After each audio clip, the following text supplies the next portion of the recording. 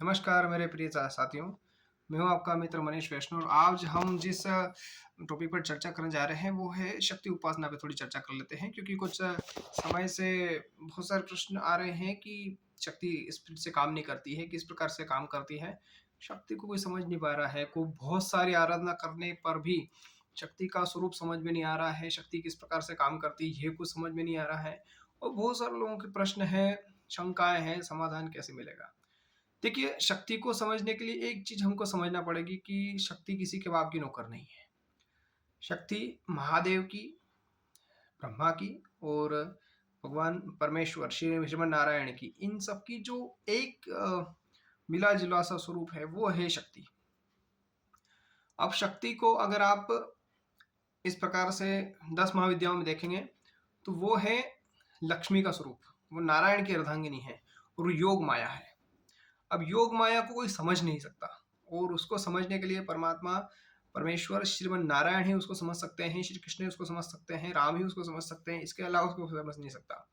हालांकि वो शिव की भी शक्ति है और वो ब्रह्मा की भी शक्ति है, परंतु आप एक उसके एक स्वरूप को उसके तत्व को देखिए कि जैसे कि अगर हम जाने समझें कि यो माम जयति संग्राम यो में दर्पम व्यपोहति, जो उसने दुर्गा सप्तशती के पंचम अध्याय में बोला है तुम रोचन से, कि मुझे जो जीत लेगा युद्ध में और मेरे जो घमंड को खत्म कर देगा वो ही मेरा स्वामी होगा। तो इसके लिए उसको समझने की जरूरत है कि उसका स्वामी कौन है। उसका स्वामी या तो श्रीमन नारायण है या भगवान शिव है, इसके अलावा शक्ति का कोई स्वामी नहीं हो सकता। शक्ति का स्वामी केवल ब्रह्म है और ब्रह्म की वो योग माया है, वाणी है, उनकी ही सिद्धि है। तो वो धूमावती का स्वरूप है। तो धूमावती का स्वरूप बहुत सारे लोग बोलते हैं कि उसके साथ कोई शिव नहीं है, उसके साथ कोई उसका मतलब भैरव नहीं है, ऐसा बोला जाता है। मुझे पता नहीं है ज़्यादा इस बारे में, पर इसलिए है क्योंकि वो ही जो षष्ठम अध्याय में, दुर्गा सप्तशती के षष्ठम अध्याय में जो उसने बोला है कि मेरे घमंड को जो दूर कर देगा और मुझे युद्ध में जीत कर जो जीत लेगा वही मेरा स्वामी होगा, तो वो वहाँ कुमारी रूप में है और वो बोल रही है कि मेरा कोई स्वामी नहीं हो सकता और वास्तविकता में शक्ति का कोई स्वामी नहीं हो सकता। अब वो है अगर कोई, तो परमेश्वर ही उसको संभाल सकता है, इसके अलावा उसको कोई संभालने की वो नहीं है। और वो अब इसकी आराधना करते हैं तो कब वो उसका फल देगी, किसका साथ देगी कितना नहीं देगी, उसके विषय में हम कुछ कह नहीं सकते। इसलिए उसकी साधना बड़ी ढंग से करने की आवश्यकता है, सावधानी से करो और बिल्कुल संयम सब। वो ज़्यादा मतलब कहने का मतलब है कि उसको कितना समय वो लेगी जागृत होने में, ये कोई नहीं जान सकता और ये कोई बता भी नहीं सकता, क्योंकि वो अपनी मर्जी की मालिक है। अब वो करुणा में आप देखेंगे तो वो बहुत प्यारी है, और अगर आप उसके क्रोध में देखेंगे तो वो परम उग्र है, दया बिल्कुल नहीं है उसमें, क्योंकि जो रोटी बनाता है वो खाता भी है। तो इस प्रकार से जो रोटी बनाता है खाता भी है, इसका मतलब ये है कि वो जन्म देती है तो वो मारती भी है। अगर वो शिवा रूप में, कल्याणी रूप में, अन्नपूर्णा रूप में, शाकंभरी रूप से आपका भरण पोषण कर रही है, लक्ष्मी रूप से आपका पालन पोषण कर रही है, तो विद्या देकर वो सरस्वती के रूप में, गायत्री के रूप में आपको ब्रह्म तक ले जा रही है, तो वो चंडी, प्रचंडी और काली, महाकाली बनकर उसका नाश भी कर रही है। शक्ति को समझने के लिए आप इस अर्थ को भी ले सकते हैं कि जैसे कि करंट है, तो करंट का कोई स्वरूप नहीं होता है, तार के माध्यम से वो चलती है। और ऐसा बोला जाता है कि आकाश में जो इलेक्ट्रॉन प्रोटॉन जो है वो जब टकराते हैं तो उसके कारण वो बिजली चमकती हुई हमको समझ में आती है। तो उसका कोई स्वामी नहीं है इस संसार में, है तो परमेश्वर ही है।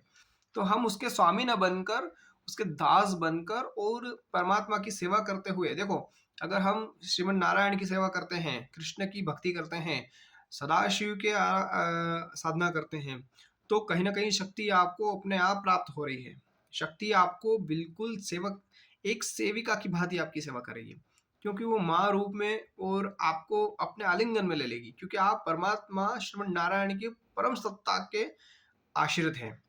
इसलिए शक्ति अपने आप को आपको अपने आप उसका वो देने लग जाएगी, संकेत देने लग जाएगी और आश्रय देने लग जाएगी, क्योंकि वो जो भगवान शिव की, परमात्मा राम की, कृष्ण श्री हरि की या ब्रह्म की उपासना करते हैं, उसकी उसके ऊपर परमेश्वरी जगदम्बा बहुत कृपा करती है, बहुत कृपा करती है।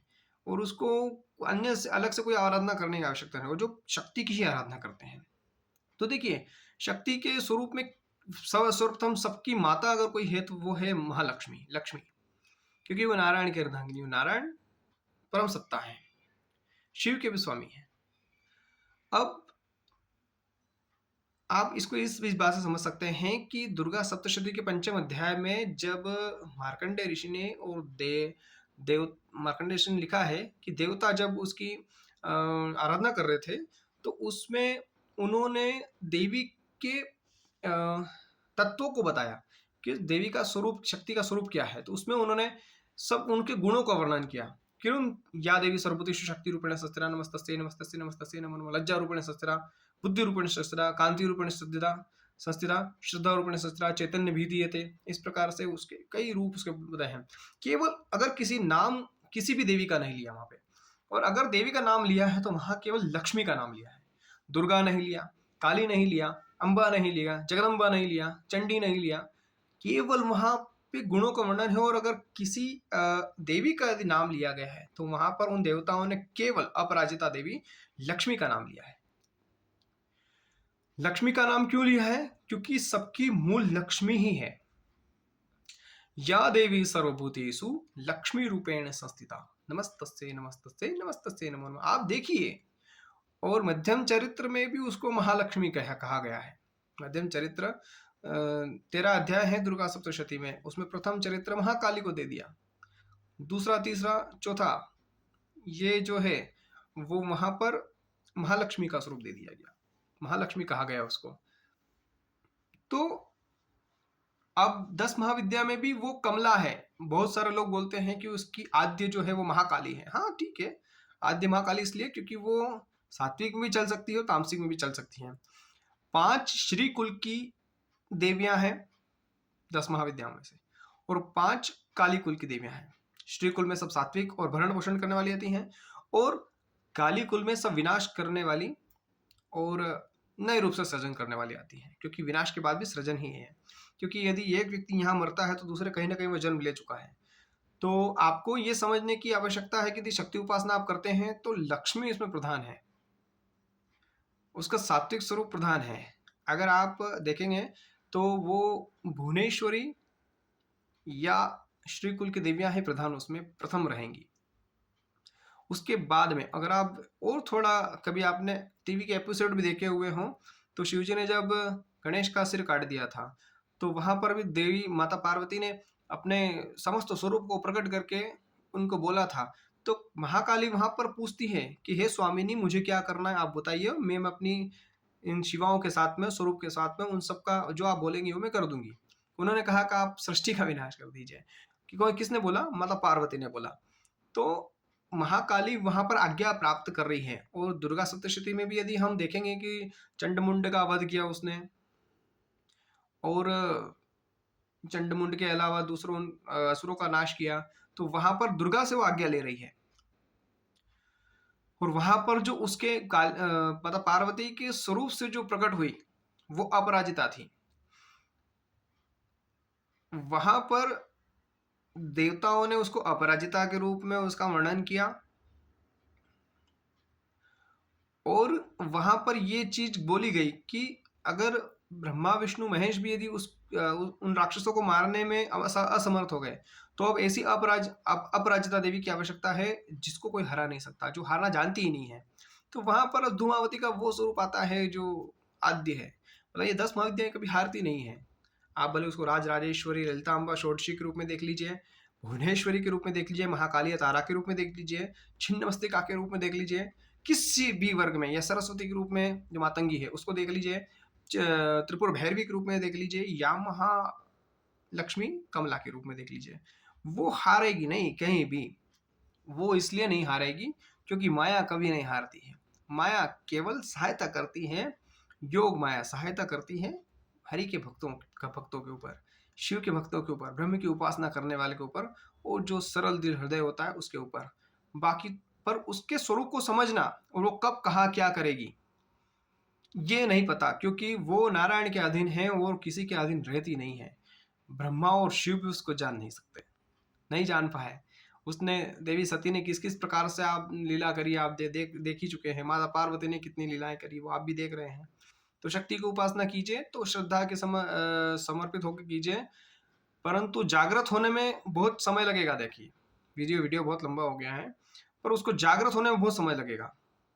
यदि वो आपके दादा परदादा अगर आप करते आए हैं शक्ति की उपासना तो ठीक है, परंतु यदि आप केवल शक्ति की उपासना कर रहे हैं और 1-2 दिन से लगे हैं तो फिर आपको बहुत समय लगेगा। वो कृपा अगर आपके पूर्व पुण्य है, अगर आप पूर्व में अगर आपने कहीं भी शिवा की शक्ति की आराधना की है तो फिर वो स्पिरिट से जागृत होगी, परंतु नहीं की है तो बहुत समय लगेगा आपके खून को उस प्रकार से परिवर्तित होने में। और बहुत बहुत इसमें शांति की आवश्यकता, पूरी पूरी उम्र निकल जाती है, युग निकल देती है ये प्रसन्न होने में। और प्रसन्न हो गई तो एक क्षण में भी हो सकती है, वो कोई पता नहीं चलता। परंतु कुछ साधक ऐसे होते हैं जिनको शक्ति का आभास होने लग जाता है, पूर्वाभास अपने जीवन में होने लग जाता है। दिव्य शक्तियां उनसे संपर्क करने लग जाती हैं, आत्माएं उनसे संपर्क करने लग जाती हैं, और बहुत सारी चीजें, घटना ऐसी घटित होने लग जाती हैं जो वो सोचता है वो होने लग जाता है। और शक्ति आ गई है, अब वो साधना करने बैठता है, शक्ति आ गई है उसको पता चल जाता है, उसको अपने शरीर में रोमांच होने लग जाता है, उसकी आंखों के सामने पिक्चर बनने लग जाती है, चित्र चलने लग जाते हैं।